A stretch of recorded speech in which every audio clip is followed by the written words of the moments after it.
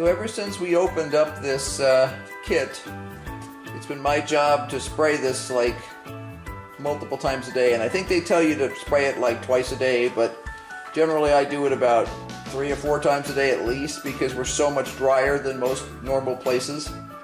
Especially at certain times of the year, it seems like, you know, we're bone dry. So I've been spraying this little guy every day. We'll have to actually check the date on it. It's been a long time now.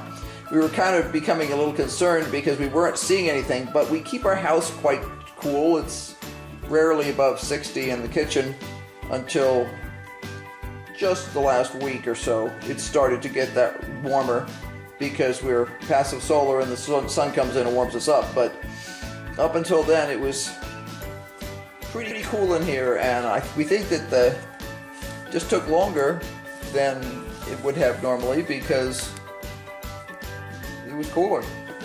But now I noticed the day before yesterday it was starting to happen, and now you can really see.